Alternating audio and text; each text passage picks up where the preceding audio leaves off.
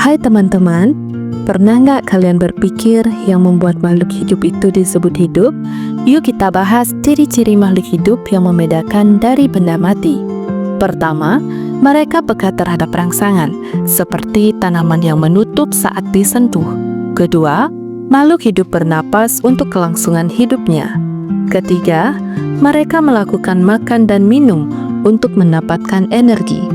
Keempat, makhluk hidup bisa tumbuh dan berkembang, misalnya bayi menjadi dewasa. Kelima, makhluk hidup berkembang biak untuk melestarikan jenisnya. Kali ini kita akan mengamati ciri-ciri makhluk hidup yang ada di lingkungan sekitar.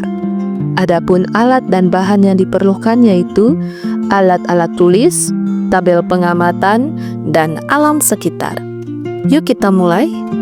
Pertama, kita mulai dari jenis flora atau tumbuh-tumbuhan, yaitu ada pohon bunga sandat atau Cananga odorata yang mempunyai bunga yang beraroma wangi dan bisa dimanfaatkan menjadi minyak esensial. Kedua, ada bunga kembang kertas atau bougainville yang memiliki bunga beraneka warna. Ketiga, ada pohon Kamboja atau plumeria.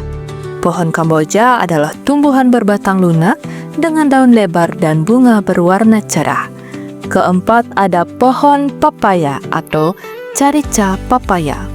Pohon papaya adalah tumbuhan tropis yang memiliki batang tunggal, daun besar menjari, dan menghasilkan buah. Dan yang kelima, ada pohon kelapa atau Cocos nusifera. Adalah tanaman tropis yang tinggi dengan batang lurus dan menjulang seperti kipas dan menghasilkan buah kelapa yang kaya akan air dan daging buah. Sedangkan makhluk hidup yang termasuk fauna yaitu pertama ada anjing, ada Canis lupus familiaris. Anjing adalah hewan mamalia yang setia, cerdas, dan sering dijadikan peliharaan. Kedua ada sapi atau Bos taurus, binatang yang memiliki tubuh besar dengan bulu pendek.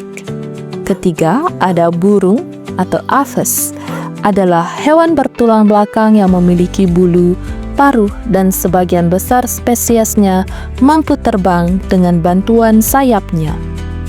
Keempat ada ayam atau Gallus domesticus, memiliki paruh dan biasa dipelihara manusia untuk diambil daging serta telurnya. Dan yang kelima ada bebek atau Anas flatyrisos dengan kaki berselaput, paruh datar, dan bulu yang umumnya berwarna putih atau coklat.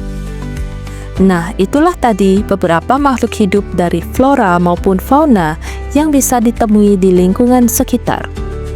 Dari pengamatan yang saya lakukan, dapat disimpulkan bahwa makhluk hidup memiliki ciri-ciri khas seperti bergerak dan bereaksi terhadap rangsang, bernafas, perlu makan, tumbuh, dan berkembang.